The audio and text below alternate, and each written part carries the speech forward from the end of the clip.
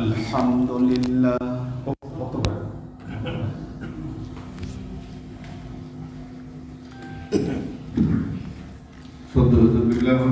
আসসালামু আলাইকুম।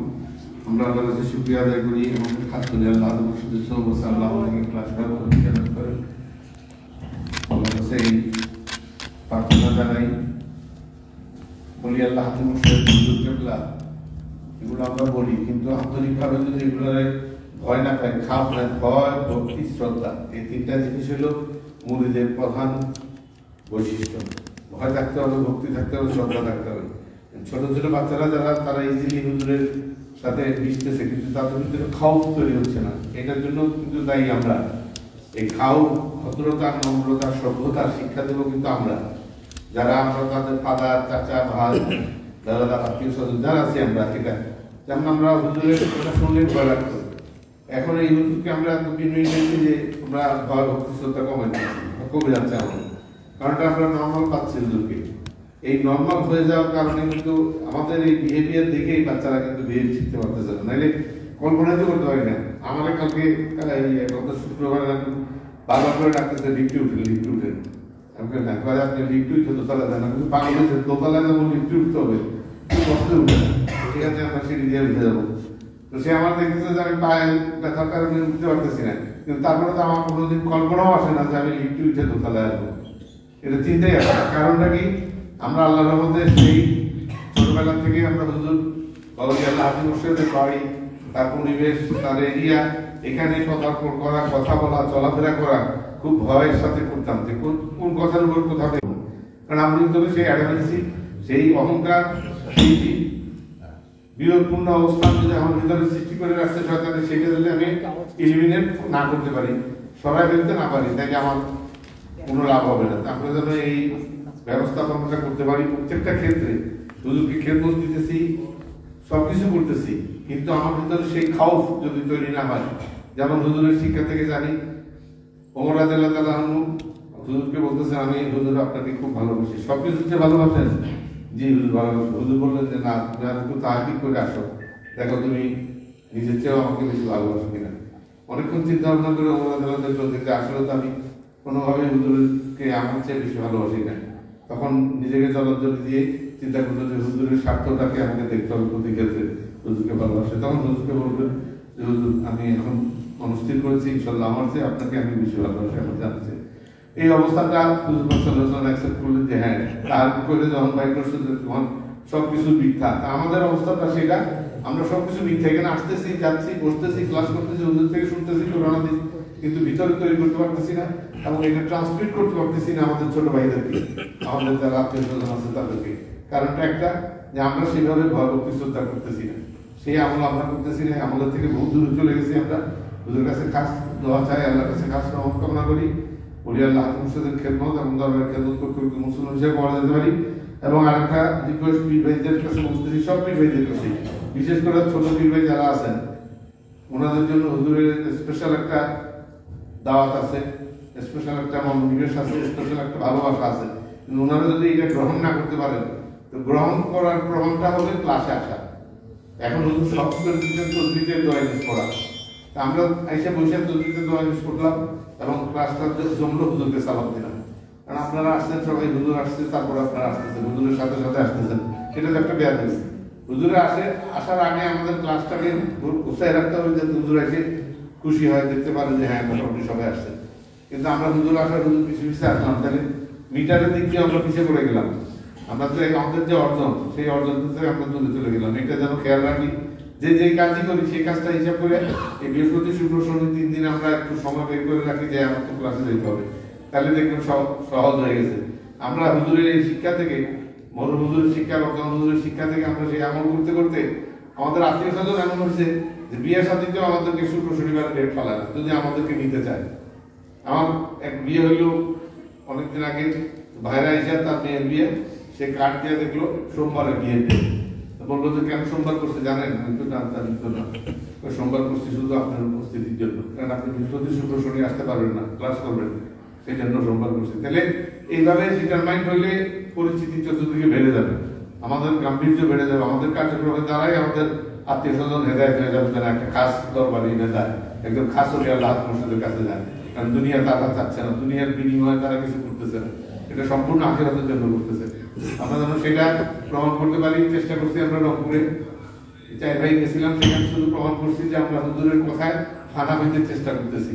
তার প্রমাণ এই শীতের মধ্যে, শীতের একটা ভয়ানক অবস্থার মধ্যে আমরা এখানে আসছি একটাই কারণ, হুজুরের নির্দেশ। আর কিছু আমরা চাই না, নির্দেশ যেন ফলো করতে পারি। এইভাবে আমরা প্রত্যেকটা ক্ষেত্রে, জীবনের প্রত্যেকটা ক্ষেত্রে এটা যেন খেয়াল করে রাখতে পারি যে যে লেভেলে আছি, কার কোন লেভেলে মৃত্যু হবে কেউ বলতে পারি না।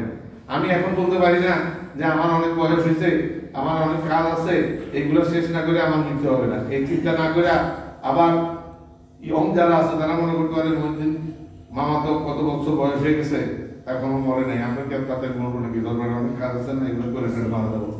এভাবে চিন্তা যেন না করে ভালোতে মৃত্যু চিন্তা করতে পারি, হুজুরের কাছে কাজ দেওয়া চাই, আল্লাহর কাছে কাজ কামনা করি, বলি আল্লাহ মুর্শিদের খেদমত এবং দরবার খেদমত করতে মুসলিম হিসেবে পরিণত করি। এই দরজা বিনতি করি। আসসালামু আলাইকুম।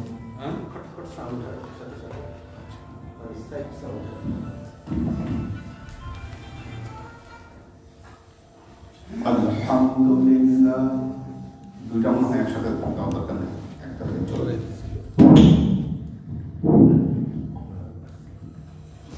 একটা অফ করে না।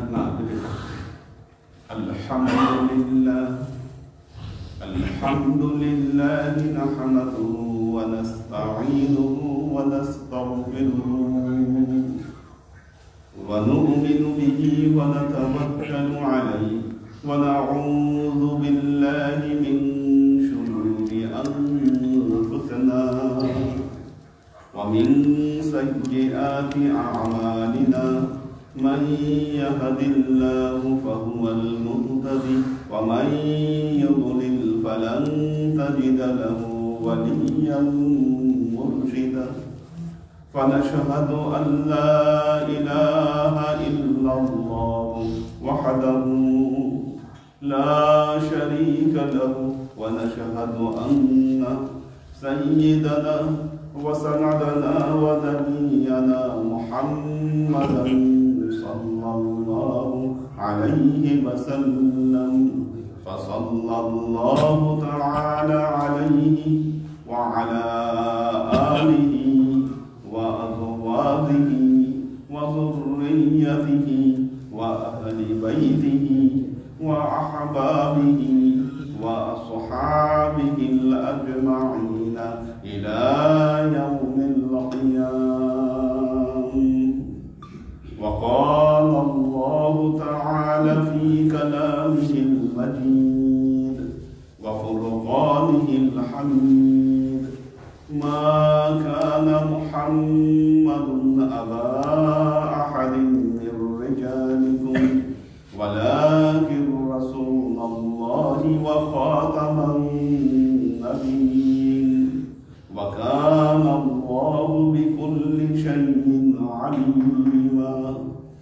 إن الله وملائكته يصلون على النبي يا أيها الذين آمنوا صلوا عليه وسلموا تسليما. صلى الله على محمد صلى الله عليه وسلم. صلى الله على محمد عليه وسلم.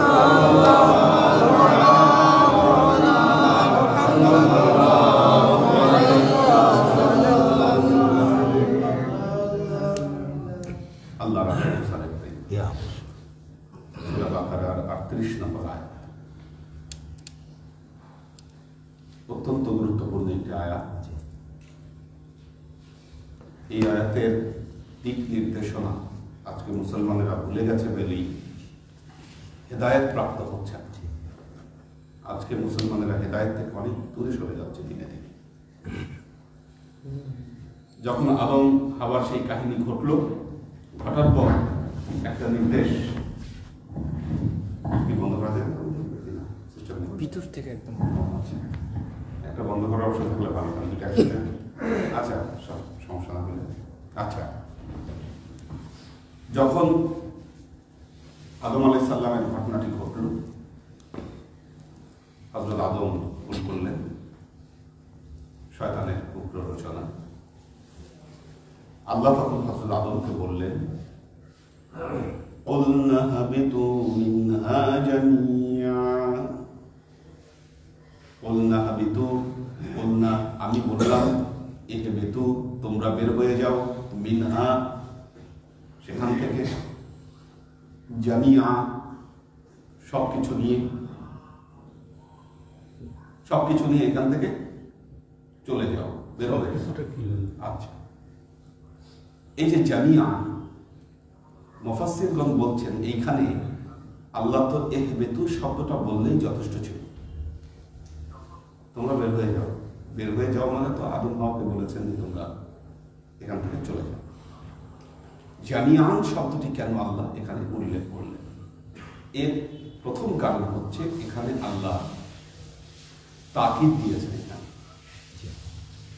তাকিদ দিয়েছেন, অর্থাৎ তোমার পুরো অস্তিত্ব নিয়ে, তোমরা সবকিছু নিয়ে এখান থেকে তোমরা চলে যাও।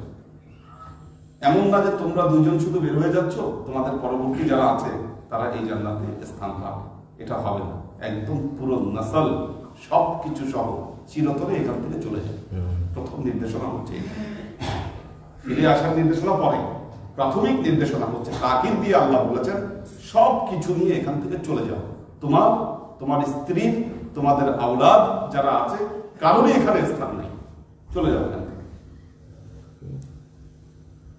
বের করে দিয়েছেন আল্লাহ সবাইকে। সবকিছু বলতে কি হুজুর আর পরিজনকে বুঝাইছে? হ্যাঁ, এটা হচ্ছে একটা। দ্বিতীয় তাফসীর হচ্ছে জামিয়ান বলতে আল্লাহ, শয়তানও তো তখন জান্নাতের ভেতরে অবস্থান করছিল, জি, আল্লাহ শয়তানকে সহ এই নির্দেশনা দিয়েছেন যে তোমরা একত্রে এখান থেকে, এই অবস্থায় তোমরা জান্নাত থেকে পৃথিবীতে তোমরা নেমে যাও, তোমরা চলে যাও সেখানে। ওই যে সেজদার পরবর্তী কাজ, চিন্তা পরবর্তী কার্য। কারণ এই যে শত্রুতা, এই শত্রুতা তোমাদের মধ্যে অব্যাহত থাকবে। আচ্ছা, একটা জিনিস দেখেন, যখন ভুল করলো হযরত আদম, ফাতালাক্কা আদম বিকালিমাতিন, কিছু কালেমার আশ্রয় দিলেন আদম, ফাতাবা আলাইহি, আল্লাহ তার তওবাকে কবুল করলেন, মাফ করে দিলেন না, কিন্তু জান্নাতে কিন্তু আর থাকতে দিলেন না, জান্নাত থেকে বের করে দিলেন। তবে এখানে একটা শর্ত আরোপ করলেন আল্লাহ, চিরতরে নয়, এখানে ফিরে আসার সুযোগ আছে। কারা ফিরে আসবে? ফাইম্মা ইয়াতিয়ান্নাকুম মিন্নী হুদান, ফাইম্মা অতঃপর যারা, ইয়াতিয়ান্নাকুম মিন্নী যারা আমার কাছে ফিরে আসবে, হুদান হেদায়েত সহকারে, ফামান তাবিআ হুদায়া এবং যে ব্যক্তি হেদায়েতকে ইত্তেবা করবে, ফালা খাউফুন আলাইহিম ওয়ালা হুম ইয়াহজানুন, তাদের কোনো ভয়ও নাই, তাদের কোনো দুশ্চিন্তাও নাই। দুটো শব্দ বলেছেন আল্লাহ, দুটো কাজের কথা বলেছেন। একটা হলো ফাইম্মা ইয়াতিয়ান্নাকুম মিন্নী হুদান, যারা হেদায়েত সহ আমার কাছে আসবে। দ্বিতীয়ত হলো ফামান তাবিআ হুদায়া, এই হেদায়েতকে যারা ইত্তেবা করবে, তাদের দুটো অবস্থা বর্ণনা করেছেন। একটা হলো ফালা খাউফুন আলাইহিম, তাদের কোনো ভয় নাই, ওয়ালা হুম ইয়াহজানুন, তাদের কোনো দুশ্চিন্তাও নাই। ভয় এবং দুশ্চিন্তাটা, আমরা ভয় পাই কিসের উপর? ভয় মানুষ কিসের অবস্থার উপর করে? বর্তমানে একটা দ্রিং করে আওয়াজ হলো, এখানে কি আমরা ভয় পেয়ে গেলাম সব। এখানে একটা জোরে আওয়াজ হলো, বা একটা ফুটলো, বা একটা আগুন, একটা ধোঁয়া দেখলাম আমরা, ধোঁয়া দেখলে সম্ভাবনা হচ্ছে এখানে আগুন লেগেছে। আমরা কি করলাম? কিন্তু সন্তুষ্ট হয়ে গেলাম। কি করতেছে আসলে? দুশ্চিন্তা কোনটার ব্যাপারে আসে? ভবিষ্যতে কিছু ঘটবে, আপনি দুশ্চিন্তায় আছেন, টেনশনে আছেন। কেন? একটা ব্যাপার ঘটবে, আপনি জানেন না সেটা ফলাফল কি হবে, এটার উপরে আপনি দুশ্চিন্তায় আছেন। জি জি একটা বর্তমান, একটা ভবিষ্যৎ। পৃথিবীতে বর্তমান ভয়ের কারণটা কি? শয়তানের অসওয়াসা। শয়তানের অসওয়াসা। ভবিষ্যতে চিন্তার কারণটা কি? হুজনুনের কারণটা কি? আল্লাহ মুক্তি দিবেন কি দিবেন না, জান্নাতে পৌঁছাতে পারবো কি পারবো না, এটা হচ্ছে আমার দুশ্চিন্তার বিষয়। আল্লাহ বলেছেন যারা এই হেদায়েতকে সংগ্রহ করবে এবং এই হেদায়েতের উপরে যারা কায়েম থাকবে, যারা ইত্তেবা করবে, আমি আল্লাহ বলে দিচ্ছি ফালা খাউফুন আলাইহিম ওয়ালা হুম ইয়াহজানুন, তাদের কোনো ভয় নাই, তাদের কোনো দুশ্চিন্তাও নাই। এই দুনিয়ায় তারা শয়তানের কুমন্ত্রণায় পড়ার ব্যাপারে তাদের কোনো ভয় নেই। যারা হেদায়েত সংগ্রহ করবে, যারা হেদায়েতকে ইত্তেবা করবে, তারা শয়তানের কবলে পড়বে না। নাম্বার 1। ওয়ালা হুম ইয়াহজানুন, তাদের কোনো দুশ্চিন্তাও নাই, অর্থাৎ জান্নাতে ফিরে আসার ব্যাপারে তাদের কোনো দুশ্চিন্তাও নাই। দেখুন অবস্থাটা কি? লা খাউফুন আলাইহিম ওয়ালা হুম ইয়াহজানুন। এখন এই আয়াতের যদি ব্যাখ্যা করতে চাই, দেখুন কোরআনের এক আয়াতের ব্যাখ্যা অপর আয়াত দ্বারাই সম্ভব। জি, আমরা কি করি? হাবি জাবি ব্যাখ্যা করি কোরআনের। না ইলমে তাফসীর পড়ছি, না ইলমে তাফসীরের নিয়ম জানি। যখন ব্যাখ্যা করতে চাই মন গড়া ব্যাখ্যা আমরা করা শুরু করি। কাদের ব্যাপারে পবিত্র কোরআনে আল্লাহ বলেছেন দেখেন, লা খাউফুন আলাইহিম ওয়ালা হুম ইয়াহজানুন। কতগুলো অবস্থা বর্ণনা করি। এক হচ্ছে আল্লাহ তার কালামে পাকে বলেছেন আলা ইন্না আউলিয়া আল্লাহি লা খাউফুন আলাইহিম ওয়ালা হুম ইয়াহজানুন। বেশক আল্লাহ বলছেন ওহে আলা ইন্না আউলিয়া আল্লাহি, নিশ্চয়ই আল্লাহর ওলি যারা, আল্লাহর আউলিয়া ইকরাম যারা, লা খাউফুন আলাইহিম ওয়ালা হুম ইয়াহজানুন, তাদের কোনো ভয় নাই, তাদের কোনো চিন্তাও নাই। আল্লাহ কালামের আরেক জায়গায় বলেছেন মান আসলামা ওয়াজহাহু লিল্লাহি ফাহুয়া মুহসিনুন ফালাহু আজরুহু ইনদা রাব্বিহি লা খাউফুন আলাইহিম ওয়ালা হুম ইয়াহজানুন। মান আসলামা, যে ব্যক্তি সমর্পণ করবে, ওয়াজহাহু, তার ওয়াজকে লিল্লাহ, আল্লাহর জন্য, যে তার ওয়াজকে সমর্পণ করে দিবে, ফাহুয়া মুহসিনুন, আল্লাহ বলছেন ওই ব্যক্তি হচ্ছে মুহসিন। সুবহানাল্লাহ, ইয়া মুর্শিদ, ওই ব্যক্তি হলো মুহসিন। দেখেন এই যে একটা শব্দ মুহসিন, ইসমে ফাইল, ইসমে ফাইল মুহসিন। মুহসিন কোন ব্যক্তি? যে ব্যক্তি ইহসান করে। কি? যে ইহসান করে সেই তো মুহসিন। জি, তাহলে আল্লাহর কাছে নিজেকে সমর্পণ করা, আল্লাহর কাছে নিজেকে সমর্পণ করার পদ্ধতি হচ্ছে তাকে ইহসান করতে হবে। যিনি ইহসান করতেছেন তিনি মুহসিন। আল্লাহ বলতেছেন তার অবস্থা হলো মান আসলামা ওয়াজহাহু লিল্লাহ, যে আল্লাহর জন্য তার ওয়াজকে সমর্পণ করে দিল।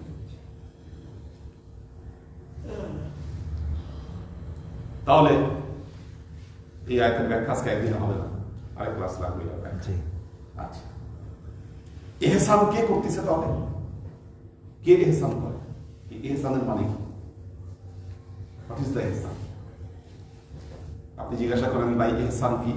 ইহসান মানে মাদের ব্যাখ্যা করবে মানুষের সাথে দয়া করা, মানুষকে দয়া দেখানো, ভালো ব্যবহার করা, এটা হলো ইহসান। আসলে কি আল্লাহ নবী ইহসানের ব্যাখ্যা এটা দিয়েছেন? खुदी के साथ खुद एहसान करना पड़े। তো কি ইহসানের ব্যাখ্যা? হাদিসে জিবরাইল। ইহসানের ব্যাখ্যা হলো হাদিসে জিবরাইল। হাদিসে জিবরাইলে কি ঘটেছিল? হযরত জিবরাইল আমিন আল্লাহ নবীর কাছে হযরত দাহিয়া কালবির সূরা দিয়ে আসলেন, নবীর সামনে বসলেন, আল্লাহর নবীকে তিনটা প্রশ্ন করলেন। প্রথম প্রশ্ন, ইয়া রাসূলুল্লাহ মাল ইসলাম মাল ঈমান। আল্লাহ নবী ঈমানের ব্যাখ্যা দিলেন। দ্বিতীয় প্রশ্ন মাল ইসলাম, ইসলাম কি? ইসলামের ব্যাখ্যা দিলেন। তৃতীয় প্রশ্ন কি করলেন? মাল ইহসান। মাল ইহসান। ইয়া রাসূলুল্লাহ, ইহসান কি? ইহসান কি? আল্লাহ নবী উত্তর দিলেন, আন তা'বুদুল্লাহা কাআন্নাহু তারাহু ফাইন লাম তাকুন তারাহু ফাইন্নাহু ইয়ারাকা। সুবহানাল্লাহ। আল্লাহ নবী বললেন ইহসান হচ্ছে এমন ভাবে আল্লাহর বন্দেগী করার নাম, এমন ভাবে আল্লাহর ইবাদত করার নাম যেন তুমি তাকে দেখছো। মালিক। ইহসান হচ্ছে ওইভাবে ইবাদত করার নাম, আনতা আবুদুল্লাহ, এমন ভাবে আল্লাহর ইবাদত করো, ফাইন্নাকা তারাহু, যেন তুমি তাকে দেখছো। ফাইন লাম তাকুন তারাহু, যদিও তুমি তাকে না দেখে থাকো, মনে রেখো ফাইন্নাহু ইয়ারাকা, আল্লাহ তোমাকে দেখছেন। এইভাবে যে ইবাদত করা, এই ইবাদতের নামই হচ্ছে ইহসান। কি আপনি নিজে মন করা ব্যাখ্যা দিলে হবে ইহসান? জি না, মন করা ব্যাখ্যা শুনে বুঝতে পারবে। এখন কোরআনে আল্লাহ বলেছে ফাইম্মা ইয়াতিয়ান্নাকুম মিন্নি হুদান, যে ব্যক্তি আমার কাছে হেদায়েত সহ আগমন করবে।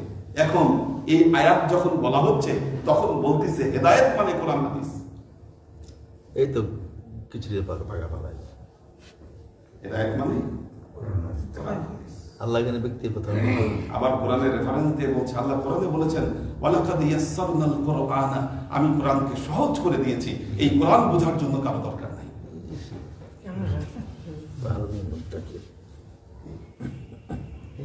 আমাকে বলে আপনারা যদি আল্লাহ হেদায়েত না করেন আপনি কি দরবারে যায় হেদায়েত হবে? তো দেখুন, হ্যাঁ, হেদায়েতকারী আল্লাহর হাতে। এই পৃথিবীতে আল্লাহ কোনো কাজ ওয়াসিলা ছাড়া আল্লাহ কোনো কাজ করেন না। বেশক নবীকে আল্লাহ সরাসরি ওহী দিতে পারতেন না। জি। জিবরাইলকে ওসিলা আনলেন কেন? জি। কারণ এটা আল্লাহর শান, তিনি এই পৃথিবীতে কোনো কিছু ওসিলা ছাড়া তিনি ঘটান না। বেশক আল্লাহর ইচ্ছা, আল্লাহ চাইলে যে কোনো সময় একটা মানুষের মৃত্যু ঘটাই দিতে পারে। জি। তারপর ওখানে অসুখ দেয়, কি অসুখ দিচ্ছে কেন? ওসিলা, মাধ্যম, মাধ্যম ছাড়া হবে না।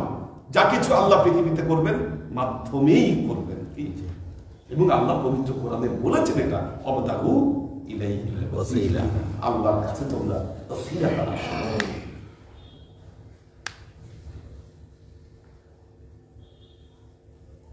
সূরা কাহফে আল্লাহ বলেছেন মাইয়াহদিল্লাহ ফাহুয়াল মুহতাদি ওয়া মান ইউদ্লিল ফালান তাজিদা লাহু ওয়ালিয়্যাম মুরশিদা। বেশক দুটো শব্দ ব্যবহার করেছেন বলি মুশা ওয়ালিয়্যাম মুরশিদ। আচ্ছা, দেখবেন এই আহম্মকগুলা যখন ব্যাখ্যা করে কোরআনে বলে ওলি মুরশিদ মানে কোরআন হাদিস, কই পাইলা ওলি মুরশিদ মানে কোরআন হাদিস? কোথায় পাইছো? কোথায় পাইছো? হেদায়েত যদি অটুই পাওয়া যেত, আল্লাহ আহমদুল হাদি মুহাম্মদ সাল্লাল্লাহু আলাইহি ওয়াসাল্লামকে পাঠাতেন না? পৃথিবীতে এত নবী রাসূলকে পাঠাতেন না? কি নবুয়তের দরজা আল্লাহ বন্ধ করে দিয়েছেন, বেলায়েতের দরজা আল্লাহ খোলা রেখেছেন। এবং কাল কিয়ামত পর্যন্ত কাউকে যদি হেদায়েত অর্জন করতে হয়, তাকে বেলায়েতের ধারার মাধ্যমেই তাকে হেদায়েত অর্জন করতে হবে। বেলায়েত ছাড়া হেদায়েত কারো নসিবে জোটা সম্ভব নয়। বেশক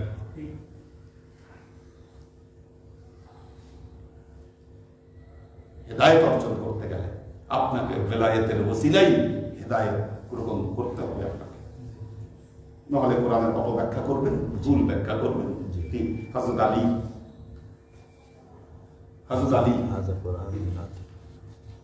বলতেন হাযা কুরআনুন ইউসমাউ, এই কোরআন তো কেবল শোনা যায়, ওয়া আনা কুরআনুন নাতিক, আমি কিছু কথা বলি। বেশক বাবুল মারফত, এই কোরআন তো কথা বলে, তোমাদের কথা বলা কোরআন লাগবে। জি।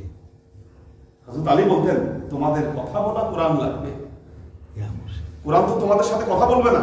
এই কোরআন থেকে তোমরা হেদায়েত পাবার কিভাবে? কি আপনি বলতেছেন কোরআন হেদায়েত, ঠিক আছে, কোরআন কি আপনার সাথে কথা বলবে? জি না। এই কোরআনের হেদায়েত আপনি কিভাবে আপনার ভেতরে লব্ধ করবেন? কিভাবে আপনি এই কোরআনের হেদায়েত অর্জন করবেন? আপনি বলতেছেন হেদায়েত মানে হাদি মানে কি? আচ্ছা, এখন দেখেন একটা জিনিস, তারপরে যদি বলেন কাউকে যদি বোঝাতে চান যে আপনার তো একজন হাদি মোর্শেদ লাগবে, জি ওরে বাবা হাদি মোর্শেদ দরকার নেই, আমার অমুক মুফতি সাহেব আছে, ওনার কাছ থেকে আমি যাবো। বহুত মৌলানাদের ওয়াজ আমি শুনছি, কত মৌলানার সাথে আমি জীবনে কত ওয়াজ মাহফিলে গেছি, কত বক্তব্য শুনছি, আমার বহুত উস্তাদ আছে, আমার হাদি মোর্শেদ দরকার নেই। তো ইয়াদ করে যাবেন হ্যাঁ দেখেন, মনে রাখবেন একটা জিনিস, বাংলায় দুটো শব্দ, একটা হলো শিক্ষক, জি আর একটা হলো গুরু। জি দুটার মধ্যে পার্থক্য বোঝেন? জি নর্মাল মুআল্লিম এবং মুর্শিদের মধ্যে এই পার্থক্য। বেশক আপনি একজনের কাছে ইংলিশ শিখলেন, কি উনি আপনার শিক্ষক, উনি আপনার শিক্ষক, ইংরেজি শিখেছেন আপনি, আপনাদের অনেকের শিক্ষক আছে, জি কারো কাছে অ্যাকাউন্টিং শিখেছেন, আপনারা যারা পড়ালেখা করেছেন অনেক শিক্ষক আছে আপনার। একটা নির্দিষ্ট বিদ্যা আপনি কারো কাছ থেকে শিখেছেন, উনি আপনার শিক্ষক, ওনারও সম্মান অনেক উঠে। গুরু হচ্ছেন তিনি যার দর্শন অনুযায়ী আপনি আপনার জীবনকে পরিচালনা করেন, ইনশাআল্লাহ তিনি হচ্ছেন গুরু। গুরু আর শিক্ষক এক নয়। শিক্ষক আপনার হাজারটা থাকতে পারে, শিক্ষক হাজারটা থাকতে পারে, গুরু একের অধিক থাকা যাবে না। কোরআনের আয়াতে তো আল্লাহ পাকেই বলেছেন, ওয়া ইন তুতি'আ আকসারা মান ফিল আরদি ইউদিল্লুকা আন সাবিলিল্লাহ। সুন্দর কথা। আল্লাহ কোরআনে বলছেন, ওয়া ইন তুতি'আ, যদি তুমি ইত্তেবা করতে যাও, আকসারা মান ফিল আরদি, এই পৃথিবীতে যদি একের অধিক কাউকে ইত্তেবা করতে চাও, ইউদিল্লুকা আন সাবিলিল্লাহ, আল্লাহর পথ থেকে অনেক দূরে সরে যাবে, আল্লাহর পথ থেকে অনেক দূরে সরে যাবে। দেখুন একটা জিনিস, আসলে মুসলমানদের মধ্যে এই ধরনের মতবাদ ছিল না, এগুলো মতবাদ ছিল না। মুর্শিদ লাগবে না, উস্তাদ লাগবে না, ওলিয়া মুর্শিদা লাগবে না, হাদি মুর্শিদ লাগবে না, এগুলা মতবাদ মুসলমানদের মধ্যে ছিল না। এগুলা মতবাদের উৎপত্তি হয়েছে বিগত এখন 100 বছর হয়নি, 1930 সাল, 1930 সালের পর থেকে আজকে 2020 কত বছর? 90 বছর। শুরু করছি 90 বছর। কেন? কারণ ওসমানিয়া খেলাফতের পতনের সাথে সাথে পৃথিবী থেকে মুসলমানদের শৌর্য বীর্য হারিয়ে গেছে।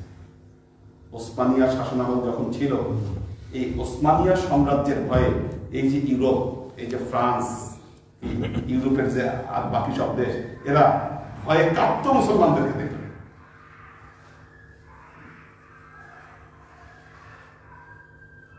ভয়ে কাঁপত।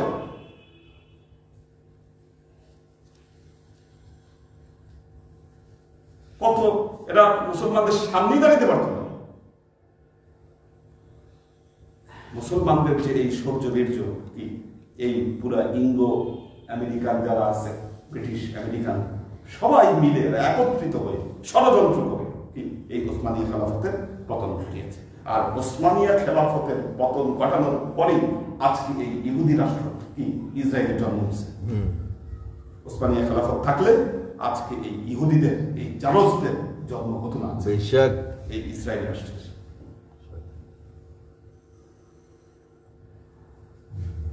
আর যখনই এই ইসরায়েলের জন্ম হয়েছে, যেদিন থেকে ইসরায়েলের জন্ম, সেদিন থেকেই এই সমস্ত মতবাদের উৎপত্তি।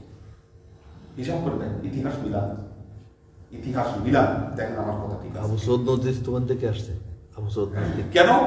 তার কারণ হচ্ছে মুসলমানদেরকে যদি এই ইত্তেবা থেকে দূরে সরিয়ে দেওয়া যায়, এই ইহকাল পরকাল উভয় জগতে তারা অপমানিত হবে।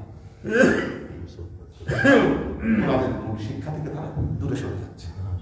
হেদায়েত যদি একজন না পায়, হেদায়েত ততক্ষণ পর্যন্ত একজন মানুষের ভাগ্যে জুটবে না যতক্ষণ না পর্যন্ত সে একজন হাদি মুর্শিদের শরণাপন্ন হবে।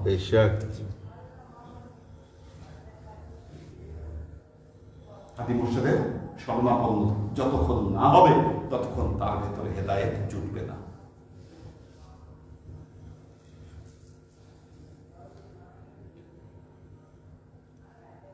বাস্তবতা কি?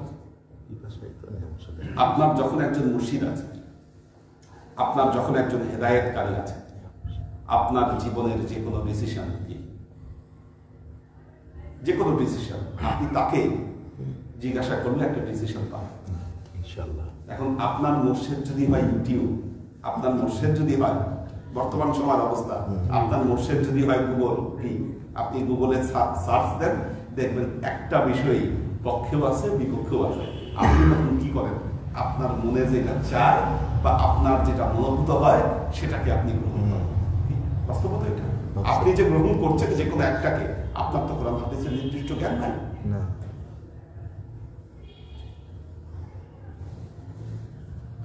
এভাবেই মুসলমানেরা আজকে মুসলিম সমাজের তারা নির্দিষ্ট কোন আদর্শকে তারা ধারণ করতে পারছে না, বিভ্রান্ত হয়ে যাচ্ছে মুসলমানেরা। এই বিভ্রান্তির মধ্যে তারা যদি থাকে, আল্লাহর কাছে হেদায়েত নিয়ে তারা কিভাবে পৌঁছাবে, এটা কিভাবে সম্ভব? হেদায়েতের অবস্থাটা বুঝতে হবে আপনাকে।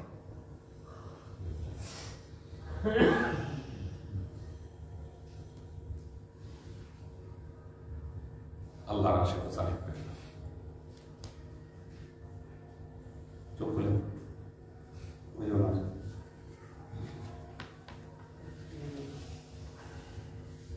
জীবনে একটা কথা মনে রাখবেন, জীবনে আপনি যদি হেদায়েতই অর্জন করতে না পারলেন, আপনার ইহকাল পরকাল উভয় জগৎ আপনার ব্যর্থ। একজন হাদি মুর্শিদ যদি আপনার জীবনে না থাকে, বয়াত কেন? কেন বয়াত? বয়াতটা কেন বলতে পারেন? কেন বয়াত দরকার?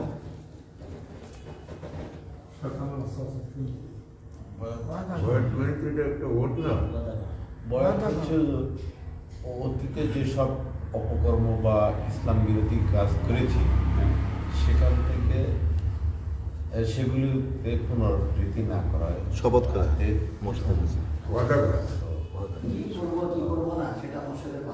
কেন সেটা কেন বয়াতের মাধ্যমে কেন হতে হবে? আমার নফস আমাকে যে পরিচালিত না, জিনিসটা অন্যভাবে ব্যাখ্যা করো। যখন বয়াত লাগবে এই প্রশ্ন আসে, কেন লাগবে? উত্তরটা এভাবেও দিতে পারে, যে কারণে বিয়ে লাগবে সে কারণেই বয়াত লাগবে। সুন্দর কথা, সুন্দর কথা। বিয়া যে কারণে, বয়াতও সে কারণে। এখন বলবেন হুজুর বিয়ের সাথে বয়াত কিসের সাথে আপনি কি তুলনা করতেছেন, কি লাগাইতেছেন? এটা একটা ছেলে মেয়ে, একটা ছেলে মেয়ে না। আচ্ছা ঠিক আছে, আমি তোমারে ভালোবাসি, তুমি আমারে ভালোবাসো, ঠিক আছে। দুইজন এই ভালোবাসা থেকে একত্রিত হয়ে গেল, তারা একত্রে বসবাস করা শুরু করল। শরীয়ত সম্মত হবে? বিয়ের শরীয়তের ভিত্তিটা কখন হয়ে যাচ্ছে? আজকে তো বিয়ের রেজিস্ট্রি হয়, রেজিস্ট্রি কিন্তু শরীয়তের কোনো আইন না। আমার আব্বা আম্মার বিয়ের কোনো রেজিস্ট্রি নেই, কি তার আগে যাদের বিয়ে হতো ওই বিয়ের কোনো রেজিস্ট্রি রেজিস্ট্রি আইন করা হয়েছে বহু পরে, যখন থেকে রেজিস্ট্রি আইন করেছে বাংলাদেশ সরকার, তারপর থেকে রেজিস্ট্রি করা হয় বিয়ের। আগের বিয়ের কোনো রেজিস্ট্রি হতো না। তাহলে বিয়ে হতো কিভাবে? কি মুরব্বীরা বসতো, সমাজের মানুষ বসতো একসাথে, বসে ইজাব আর কবুল কি মোহরের মাধ্যমে সাক্ষী রেখে ইজাব কবুল যখন হয়ে যেত, একটা কবুল শব্দের দ্বারা কি একটা কবুল শব্দের দ্বারা সমাজের মানুষ জেনে যেত যে না, এই দুইজন বিয়ে করছে। এখন আপনি আসলে ইসলামের কোন দর্শনটা ফলো করেন, এটা শরীয়তের ভিত্তি আছে কোন? লাগাম ছাড়া ঘোড়া আর লাগামওয়ালা ঘোড়া। জি।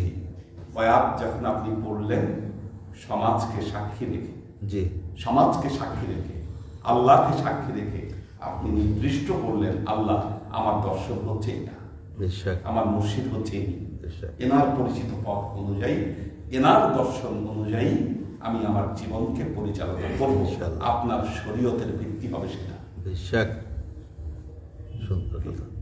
কুল্লু উম্মাতিন তুদআ ইলা কিতাবিল্লাহ। প্রত্যেক উম্মতকে তার কিতাব অনুযায়ী ব্যাখ্যা করা হবে। এবং আল্লাহ তার কালামে পাকে কি বলছেন? ইয়াউমা নাদউ কুল্লু উনাসিন বিইমামিহিম। আমি কাল কিয়ামতের ময়দানে প্রত্যেক মানুষকে, ইয়াউমা নাদউ, আমি প্রত্যেক উম্মতকে ডাকবো, প্রত্যেক মানুষকে ডাকবো কিভাবে? বিইমামিহিম, তার ইমামের মাধ্যমে আমি ডেকে নিব।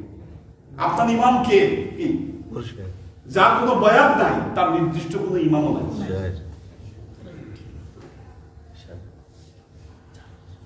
আপনি মসজিদের নামাজে যাকে মসজিদের পেশ ইমাম, চাকরিভুক্ত ইমাম, যার পেছনে দাঁড়ায় আপনি ইক্তেদা করতেছেন, আপনি নিজেই তাকে নিয়োগ দিচ্ছেন, নিজেই তার পেছনে আপনি নামাজ পড়তেছেন, উনি আপনার ইমাম নয়। এই ধরনের ইমামের কথা আল্লাহ নবী বলেন। জি না, ইমাম হচ্ছেন নেতা, আপনার জীবনের নেতা। বেশক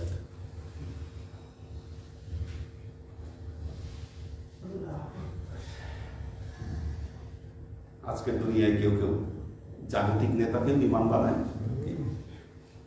সমাজের রাজনৈতিক নেতা যারা আছে, তারা যদি আপনার সেই খাস ইমাম হয়, যাকে আপনি, যার দর্শনকে আপনি মনে প্রাণে ফলো করেন, আপনার বিবেক কি বলে, আপনার মন কি বলে, কি আপনার নিজেকে প্রশ্ন করেন, ইনি যদি আপনার ইমাম হয়, কি আপনার জান্নাত না জাহান্নাম, না কোন জায়গায় আপনার পরিণতি আপনি ও তো আমার, আমি আমার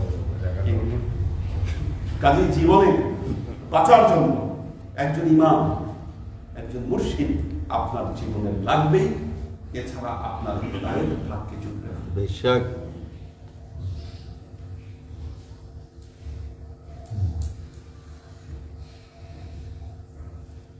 আল্লাহর আশিক ও সালেক কিন্তু যখনই আপনি বয়াত করছেন, এটা শরীয়তের ভাবে, শরীয়ত প্রতিষ্ঠিত হয়ে যাচ্ছে। জি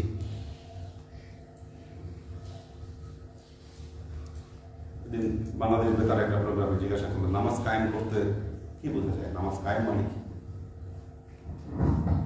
কোন লোক নামাজ কায়েম করেছে? দেখুন, নামাজ কায়েম তিনি করেছেন। আমাদের সমাজে অনেক আছে, আমাদের আশেপাশেই মানুষ আছে, রাস্তা দিয়ে ঘুরে বেড়াচ্ছে, আমরা জানি না তারা আসলে নামাজ পড়ে কি পড়ে না। কেন জানি না? দেখিনি, মসজিদে আসেও নাই, নামাজও পড়ে নাই। আপনি কি সাক্ষী দিতে পারবেন এই লোকের ব্যাপারে যে এই লোক নামাজি ছিল দুনিয়ায়? কি? জি না। তার মানে কি? এই সমস্ত লোক নামাজ তারা কায়েম করে নাই। জি, এদের জীবনে নামাজ কায়েম হয়নি, সামাজিক স্বীকৃতি নেই তাদের। এটা যে নামাজি হিসাবে সামাজিক স্বীকৃতি তাদের নাই। না, অথচ আল্লাহ নবী বলেছেন আসসালাতু ইমাদুদ্দিন। এটা হচ্ছে প্রথম, মানে একটা লোক নামাজ পড়বে, যেই লোক নামাজ পড়বে তার আশেপাশের মানুষ অবশ্যই টের পাবে এ নামাজ পড়ে। নামাজি জি, কি টের পাবে না? নামাজের ওয়াক্ত চলে যাচ্ছে, আপনি বসে আছেন,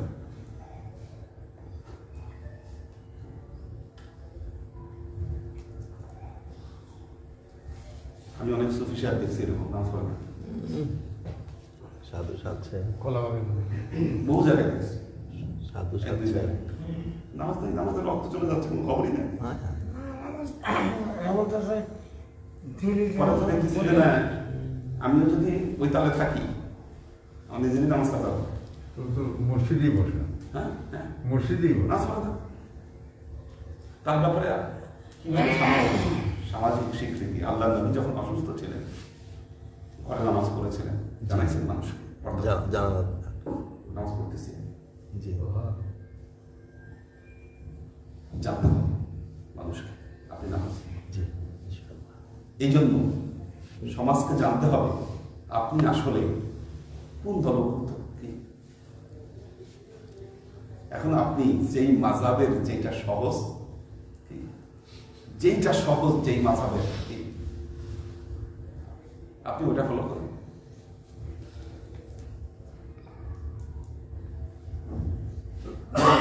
বেতারের নামাজ, সালাতুল বেতার,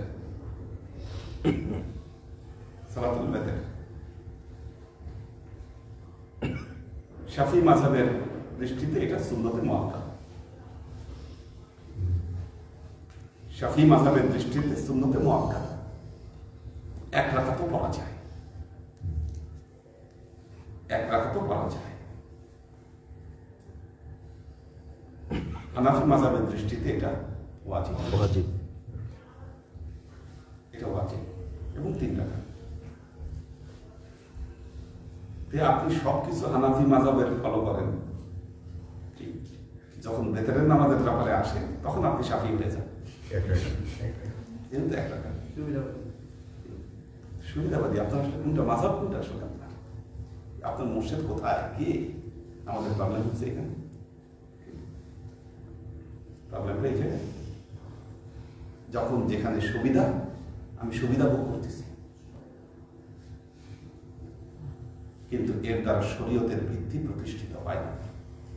আল্লাহর আশিক সাহেব কিন্তু আপনাকে বাঁচতে হবে, এটা মনে রাখবেন।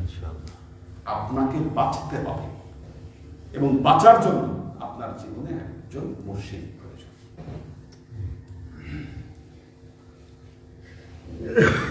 হাদিসের মধ্যে বলে, চোখ খুলে সবাই শেষ হাদিসটা বলে শেষ করবো, অনেকের ঘুম এসে গেছে। এটা আরেকদিন চলবে, এই আয়াতের ব্যাখ্যা আলোচনা করা সম্ভব হলো। তো দেখুন, কালকে আমাদের মাথা এক সংখ্যক, কিছু সংখ্যক মানুষ ইয়াজলিসুনা তাহাতা মানাবিরিন মিনান নূর, নূরের কিছু মেম্বারের নিচে তারা অবস্থান করে। হ্যাঁ মুর্শিদ। ওমা হুম আম্বিয়া, তারা নবী রাসূল না, নবী রাসূল কিছু না, কিন্তু আল্লাহ তাদেরকে একটা মেম্বারের নিচে তাদেরকে স্থান দিতেন।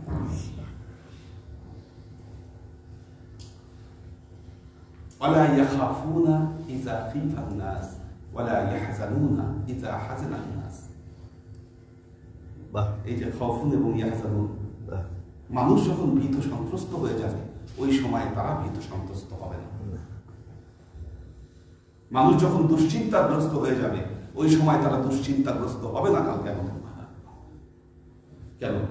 কারণ আল্লাহর একজন ফেরেশতা এসে তাদের সামনে কোরআনের এই আয়াত তেলাওয়াত করবে, আলা ইন্না আউলিয়া আল্লাহি লা খাউফুন আলাইহিম ওয়ালা হুম ইয়াহজানুন। নিশ্চয়ই আল্লাহর ওয়ালিদের কোনো ভয় নাই, কোনো দুশ্চিন্তা নেই।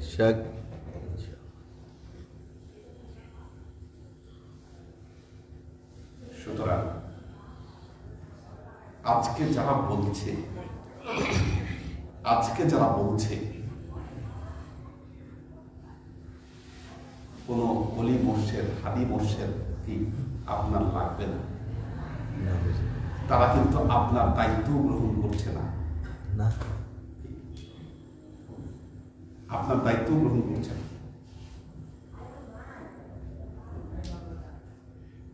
নবীরা উম্মতের দায়িত্ব গ্রহণ করেন, জি,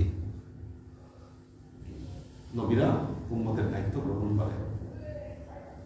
ওয়ালিয়া মুর্শিদার দায়িত্ব হচ্ছে আপনাকে নবী পর্যন্ত পৌঁছায় দেওয়া, নবীর দায়িত্বে আপনাকে সমর্পণ করে দেওয়া। কিভাবে এই যোগাযোগ হবে এর দায়িত্ব হচ্ছে একজন ওয়ালিয়া মুর্শিদ।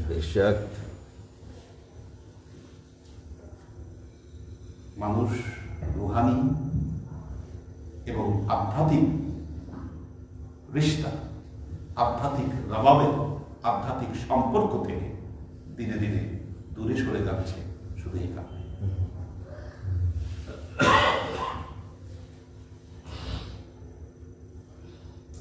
কিন্তু যে সময়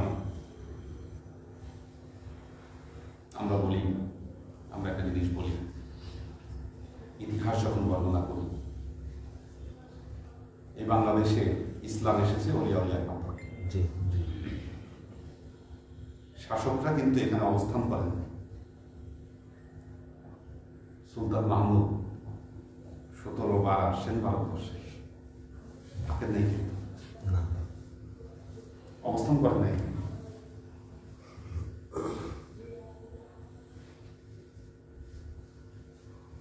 কিন্তু উনি যে কাজটা করে গেছেন, আল্লাহর কিছু ওলিদেরকে এখানে রেখে গেছেন। সব শাসকরা এটা করেছে, আসছে ওলিয়া উলিয়াদেরকে দিয়ে গেছে, হয়তো শাহজাহান উলিয়া আলী থেকে শুরু করে সবাই এ কাজ করেছে। ওলিয়া উলিয়ারা যদি প্রেক্ষাপট না গড়ে তুলত, ওনারা যদি জমিন এখানে আবাদ না করত, তাহলে শাসকরা এখানে স্টে করতে পারতো না। কি সুলতান মাহমুদের তো কত পরে কুতুবউদ্দিন আইবক দিল্লিতে আসলো, দিল্লিতে প্রথম শাসন স্থাপন করলো কুতুবউদ্দিন আইবক, স্লেভ ডাইনেস্টি। আর এদিকে আসলেন ইখতিয়ার উদ্দিন মোহাম্মদ বিন বখতিয়ার খিলজি আসার পরে এখানে তুর্কি যুগের সূচনা। সেই সময় আল্লাহর ওলি যারা এসেছিলেন এখানে বাংলাদেশে, তার মধ্যে একজন ছিলেন শরফুদ্দিন আবু তোয়ামা। শোনা যায় ওনার খবর এখনো আছে, আমি দেখে আসছি নিচে। শরফুদ্দিন আবু তোয়ামা ওখানে সোনারগাঁয়ে উনি ওনার খানকা স্থাপন করেন, অনেক কিতাব নিয়ে আসছেন। দ্বিতীয় আরেকজন ছিলেন রকনউদ্দিন সামারকান্দি। রকনউদ্দিন সামারকান্দি তুর্কি যুগের পর সুলতানি আমল আসন, মুঘল আমল আসন।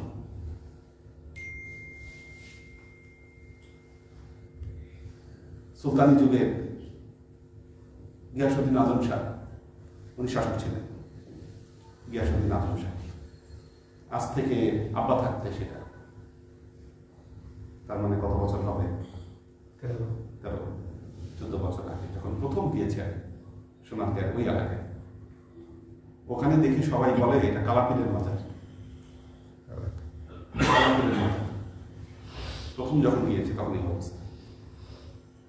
কালাপীরের মাজার গেলাম ওখানে দেখতে, তো দেখলাম যে কোষ্টি পাথর দিয়ে পুরো কবরটা ঘেরাও করা। কোষ্টি পাথর খুব এক্সপেন্সিভ, যেহেতু কালো পাথর দিয়ে কবর ঘেরা, এই জন্য বলতেছি এটা কালাপীরের মাজার। তখন মানুষ জানতো না। আমি ওই সময় ওই কত বছর আগে জিয়ারত করতে গিয়ে তখন দেখি ওখানে নিচে যে নাম হলো সেখানে গিয়াসউদ্দিন আজম শাহর নাম লেখা, অর্থাৎ বাংলার যিনি স্বাধীনতা ঘোষণা করছিলেন গিয়াসউদ্দিন আজম শাহ সুলতানি আমলে, ওনার খবর এটা। এখন দেখছি লাস্ট আমি গিয়েছি আরো 1 বা 2 বছর আগে, তখন দেখি যে না ওখানে এখন ভালো মতো ইতিহাস লেখা আছে এবং জায়গাটা ঘেরাও করা আছে, মানে বাংলাদেশ হিস্ট্রি বিভাগ এখন ওখানে এটা ক্যাপচার করছে জায়গাটা। ওনাদের আমলে কত উলিয়া উলিয়াই বাংলাদেশে আসছে, তারা যেভাবে আবাদ করেছে। আমি আজকে বলবো যারা বিভ্রান্তি ছড়াচ্ছেন, আপনাদের বিভ্রান্তির দ্বারা সমাজ 2 ভাগ হয়ে গেছে। আজকে মানুষকে কিন্তু ইসলামের দিকে আপনারা বিকৃত করতে পারেন। একদল মানুষ মসজিদে এসে কালেমার দাওয়াত দিচ্ছে। আরে বাবা, মসজিদে তো মুসল্লিরা এসে নামাজই পড়ে, আপনি কালেমার দাওয়াত দিতে গেলে সমাজে যান আপনি বিচরণ করেন। কি বাংলাদেশের খ্রিস্টান মিশনারিজরা যে কাজ করতেছে এখানে, এটা আমাদের জন্য ভয়াবহ ব্যাপার। আমরা সেখানে শূন্য, আমাদেরকে সমাজের এই জায়গা থেকে মসজিদে ঢুকাই দিয়ে খ্রিস্টানরা নিশ্চিন্তে ওখানে তাদের মিশনারিজ কাজ চালাচ্ছে। আমার নিজের অভিজ্ঞতা বললাম যে সেই বান্দরবানের প্রত্যন্ত অঞ্চল যেখানে মানুষ যেতে পারে না, ওখানে গির্জা বানিয়ে রাখছে। কারা বানাইছে গির্জা? আপনি কি মনে করেন ওই পাহাড়ি যারা সিম্পল মানুষ খাওয়া দাওয়াই ওদের কষ্ট, ওখানে ওরা গির্জা বানাইতে যাবে না?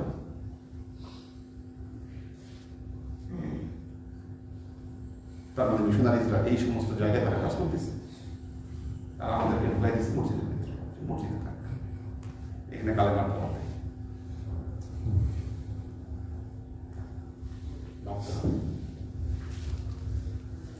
আল্লাহ আমাদেরকে হেদায়েত দান করুন। এবং মানুষের কাছে মানুষকে হেদায়েতের দাওয়াত এই জন্য দিতে হবে, মনে রাখবেন এটা আপনার দায়িত্ব। সমাজকে রক্ষা করা, মানুষকে বাঁচানো।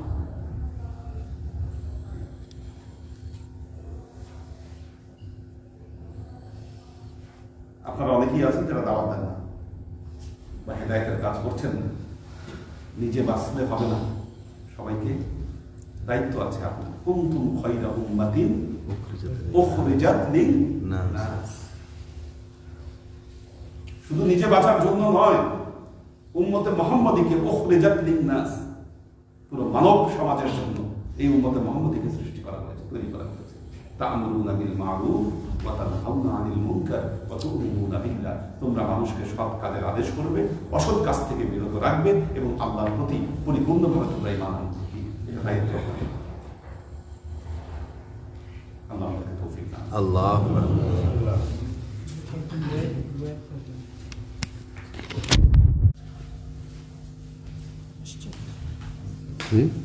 আছে।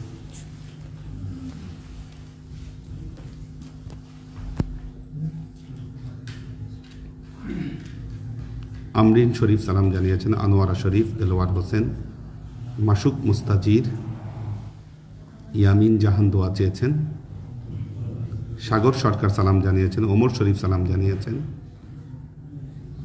আয়েশা খাতুন, হানিফ সালাম জানিয়েছে, জয়নাল আবেদিন সালাম জানিয়েছে, আলী আকবর ভাই আছেন, তিশা তৌফিকা সালাম জানিয়েছেন, আমিনা ওয়াদুদ সালাম জানিয়েছেন সবাইকে, সুরভি আক্তার নিপা, আমাদের শহীদুল ইসলাম শহীদ আছেন, মাহফুজুল হক উজ্জ্বল, জাকারিয়া মহিউদ্দিন, মোহাম্মদ কবির হোসেন সালাম জানিয়েছেন,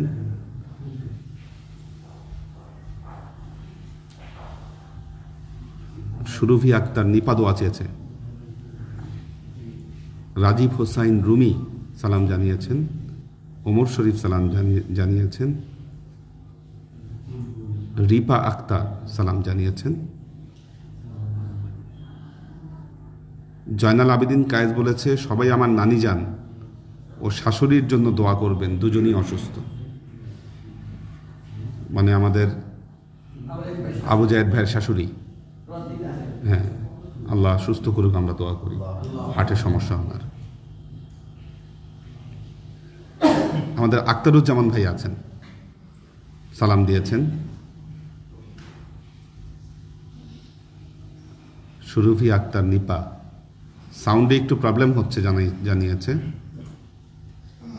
ওর নেটওয়ার্কের সমস্যা থাকতে পারে। মোহাম্মদ কামাল ইসলাম, আসসালামু আলাইকুম হুজুর, কেমন আছেন? আশা করি ভালো আছেন, দোয়া করি ভালো থাকবেন। এহসান সুলতানা সালাম জানিয়েছেন, ইয়ামিন জাহান দোয়া চেয়েছেন, মোহাম্মদ কামরুল ইসলাম, আসসালামু আলাইকুম হুজুর, আপনি কেমন আছেন? আলহামদুলিল্লাহ নিশ্চয়ই ভালো আছেন, দোয়া করি আপনার ভালো থাকেন। জি, ফিয়ামানিল্লাহ। পর্ণা বিনতে কাদির সালাম জানিয়েছেন,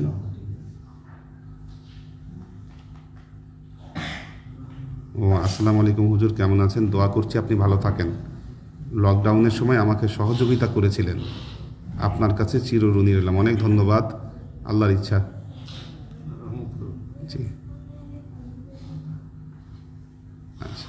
মোহাম্মদ শরীফুল ইসলাম শরীফ, আসসালামু আলাইকুম, আমার সুন্দর বয়ান শুনে ভালো লেগেছে, আলহামদুলিল্লাহ। মাসুক মুস্তাজির সালাম জানিয়েছেন। মোহাম্মদ আজাদ, আমাদের জালাল ভাইয়ের বিআই আর কেউ নেই, সবাইকে সালাম জানিয়েছেন।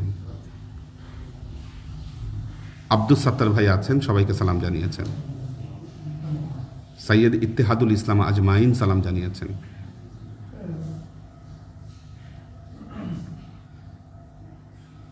আমিন আছেন, একরামুল হক আমিন, আমাদের এনামুল হক ভাইয়ের ছেলে।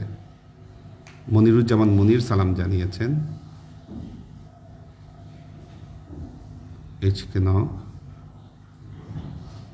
আচ্ছা, না, ওমর শরীফও বলেছে হুজুর আজকের সাউন্ডটা আগের মতো ক্লিয়ার শোনা যায়নি, তখন হয়তো একটু প্রবলেম হয়েছিল হয়তো। পপিয়ারা জামান সুমি সালাম জানিয়েছেন, হয়তো কোনো প্রবলেম হয়েছে আর কি।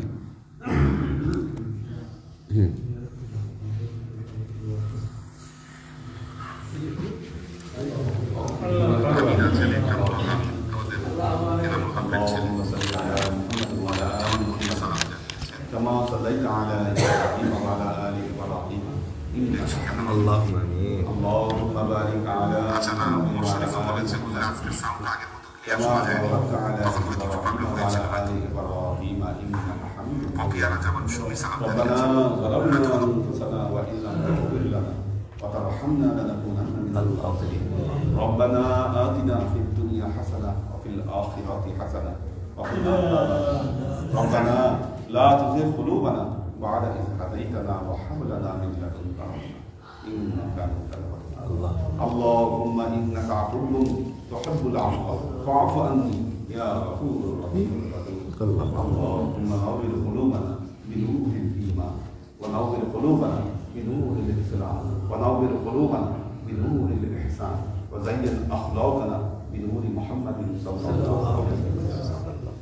اللهم إنا نسألك علما نافعا رزقا واسعا عملا مقبولا شفاء من كل داء قلبا خاشعا ذهنا ذاكرا إيمانا كاملا توبة قبل الموت وراحة عند الموت ونجاة بعد الموت. اللهم إنا نسألك رحمتك في كل درجة فلاحا في كل أمر ونعوذ بك من الشرك والشك والنفاق والبدعة ومن كل وسوسة الشيطان. يا الله يا رحمن يا الله আমরা তখন তোমার দরবার যে সমস্ত আমল স্থাপন ত্রুটি মুক্তভাবে এই আমলগুলোকে তুমি আমাদের তরফ থেকে কবুল করো। এই আমলের যারা আমাদের হযরত মুহাম্মদ মুস্তাফা সাল্লাল্লাহু আলাইহি ওয়াসাল্লাম পৌঁছে আমাদের নবী পরিবারবর্গের কাছে তুমি একজন এই দুনিয়ার সমস্ত আম্বিয়ায়ে কেরাম সাহাবায়ে কেরাম তাবেঈন তাবেঈন ওয়ালি আউলিয়া গাউস কুতুব আমাদের মা বাবা ভাই বোন আত্মীয় স্বজন এই দরবার থেকে যত বীর ভাই বোন চলে গেছে সবার রূহে আল্লাহ তুমি আল্লাহ তুমি তোমার হাবিবের উসিলায় আমাদের সবাইকে কবুল করো। আমাদের জীবন থেকে সমস্ত অভাব অভিযোগ বালা মুসিবত দুঃখ কষ্ট রোগ শোককে দূরীভূত করে দিয়ে দৃঢ় হস্তে তোমার দ্বীনের খেদমতের তৌফিক তুমি আমাদেরকে আজীবন যেন তোমার হেদায়েতের পথে প্রতিষ্ঠিত থাকতে পারে সে তৌফিক তুমি আমাদেরকে সুবহান রাব্বিকা রাব্বিল ইজ্জাতি আম্মা ইয়াসিফুন সালামুন আলাল মুরসালিন ওয়ালহামদুলিল্লাহি রাব্বিল আলামিন ওয়াজআল আখির কালিমাতিনা ইনদাল্লাহ